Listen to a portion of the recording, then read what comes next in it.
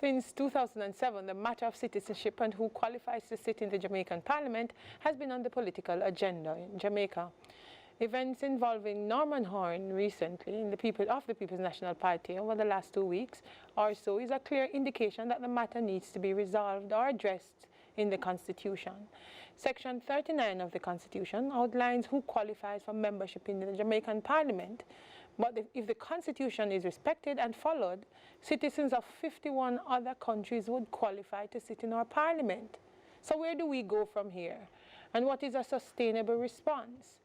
To answer those questions and more, we are joined by Attorney at Law Patrick Bailey and Professor Christopher Charles, who is a senior lecturer in the Department of Government at the University of the West Indies. Thanks to both of you for joining us today. Thank you. Thank you. So I'll start with you, Attorney Bailey. Yes.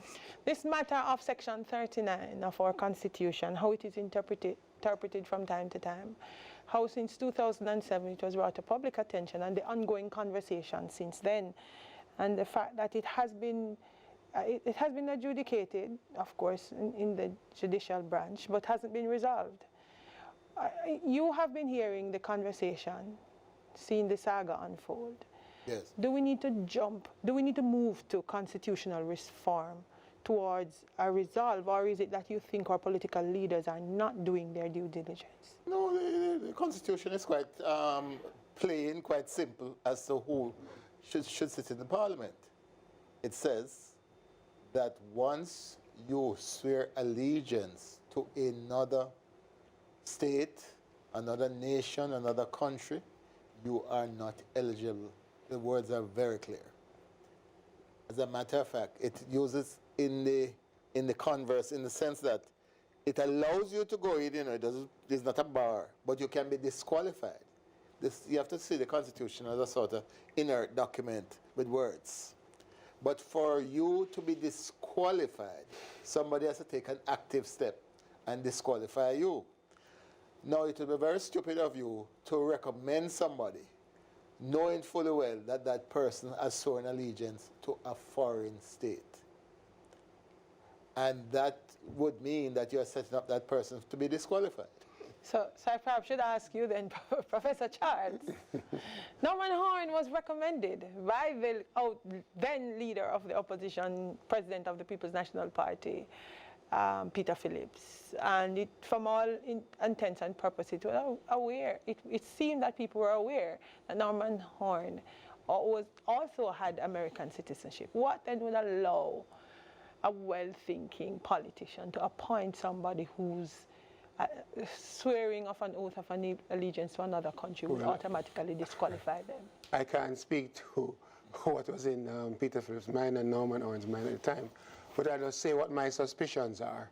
I suspect that it is possible that leader of the opposition at that time wasn't fully aware of the status of Mr. Horn. It is possible, I don't know for sure, that Mr. Horn was less than forthcoming.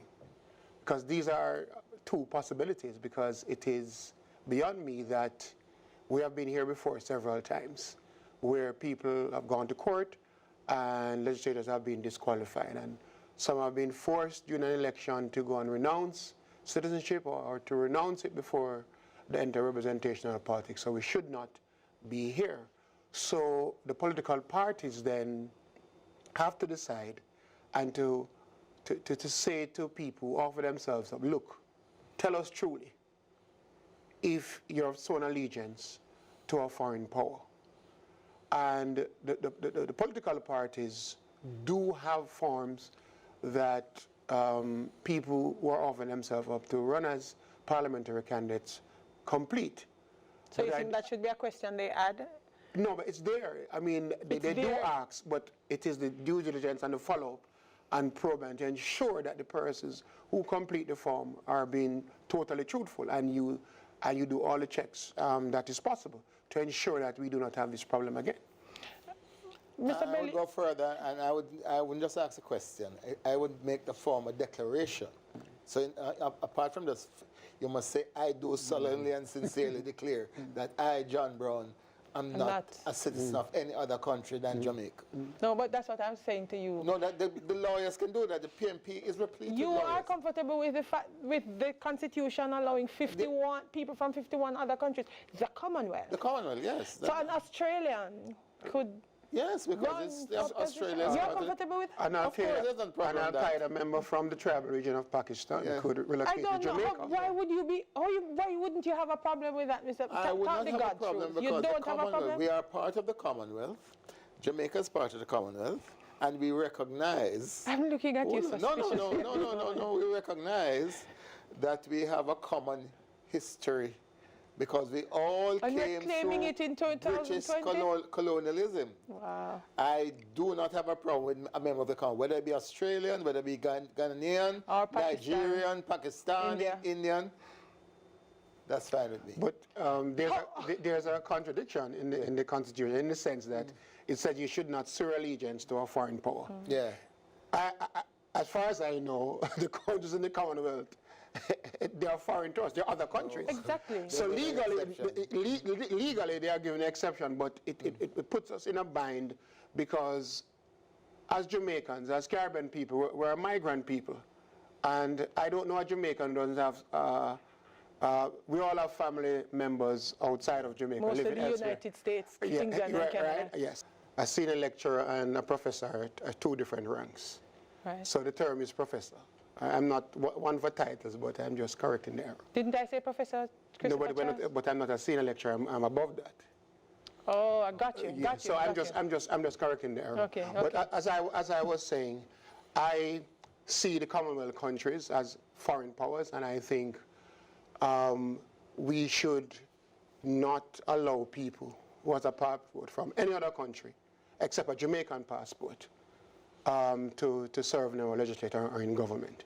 We just have to get there to say, look, whether you're in the Commonwealth or not, we cannot allow you to be representing us in any form, at any level of government, if you have another passport. So So you see constitutional reform as necessary at this point. That is very necessary. And you must only hold a Jamaican passport. In the cases that were discussed in our court, tried in our courts related to this matter, Shahini Robinson, Daryl Vaz, I don't remember if the one involving Shane Alexis, he renounced before it went to the courts. No, it was not so much of renouncing. He was applying for Jamaica. He wasn't a Jamaican citizen. He was born apparently in Grenada or Canada. Someplace else. Two of which are Commonwealth countries. Right. But the question was whether he was a Jamaican citizen. Right. And he applied, and I think by now he has become a Jamaican citizen. The fact that those cases have gone to the courts and have been resolved, but yet we continue to have this matter crop up from time to time tells us that the issue, to resolve this issue is not a matter that can be resolved in the courts. In other words, we would have to do it on a case-by-case basis every time. No.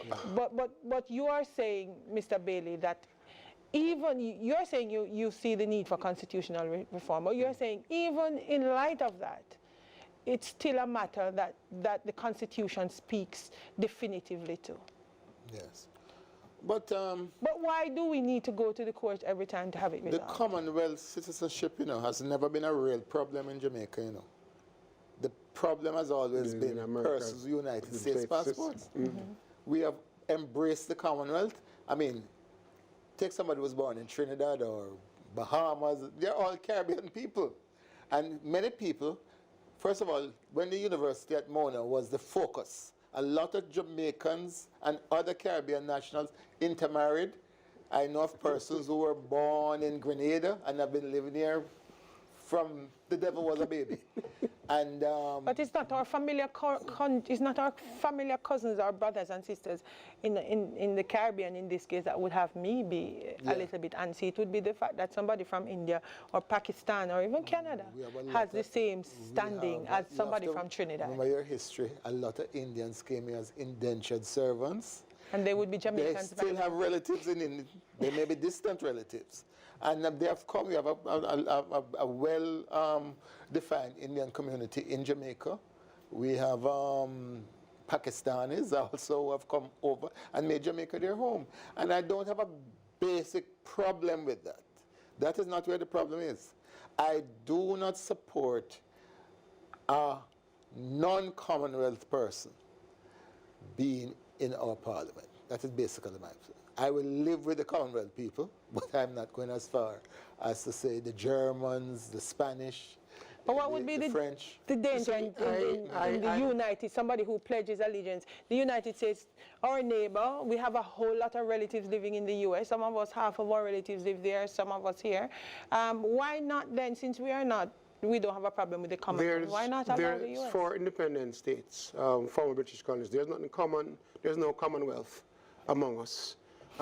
Most of us are developing countries. We are poor, we were robbed, we were exploited. The notion of a Commonwealth was a construct or an association created by the former colonial power to keep us in check. It is mind-boggling why we would Mr. think... Bailey's response, they did a very good job. No, the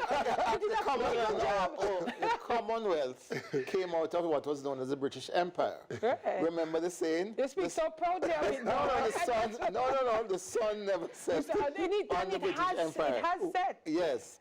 So we need to remove no, that I'm talking about. caveat. I'm not saying that perhaps in the future, but now it is. I don't think our focus should be on the Commonwealth. I'm not so much concerned about the Commonwealth. I'm just concerned about the fact that this matter, Professor Charles, continues to be a bugbear. It hasn't been resolved. So let me answer you directly. The Jamaican politicians, in general, they have to be clear if they support Jamaica or they support another country. Because too often now, you want to serve us, but you hold the passport of another country. That has to stop. You are not serious. We are not taking you seriously. We are not taking you seriously. How can you say we should be Jamaicans, we should uphold the law, and you yourself, you are breaching the Constitution, and you refuse to change it so that all countries, if you hold a foreign passport, that should disqualify you. That should qualify you. Because we have to talk about... Yeah, that should disqualify you. No, I use the word breach. In other words, it is not a breach to be a Commonwealth citizen. No, but we're it's not a breach. No, but it's been a little too widely. Constitutionally, he's correct. The Commonwealth countries, it include India, Pakistan, Canada, they qualify to sit in our Australia, New Zealand. Right. It is legal, but it is immoral. Yeah. Because...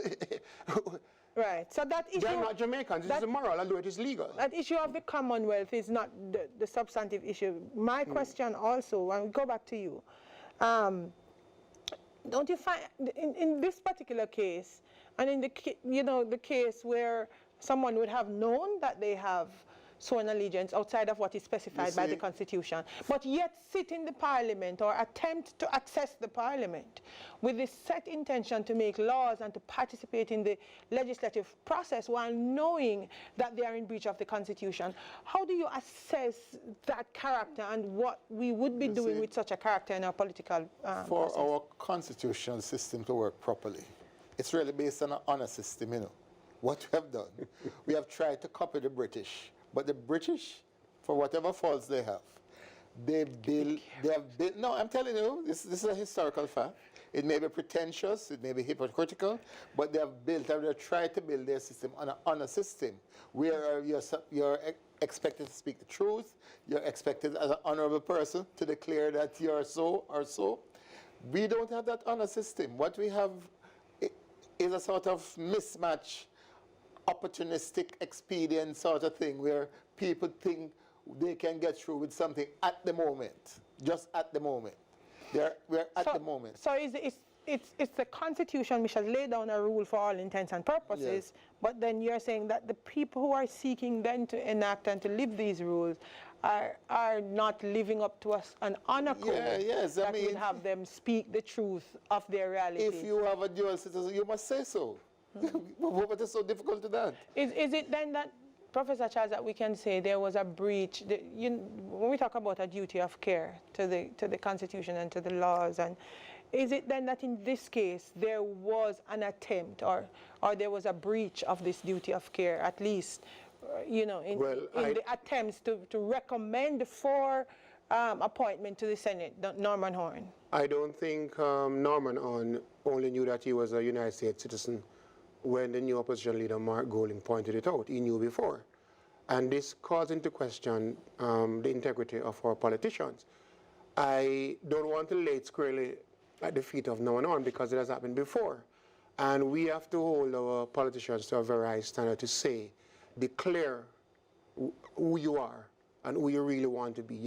You cannot want to lead us and you hold the passport of another country. That's immoral. So outside of that. But this matter, we spoke about 3 other issues before we started. It's a national security issue as well. Suppose the 2 countries have legal wranglings and there's tension. What are you going to do?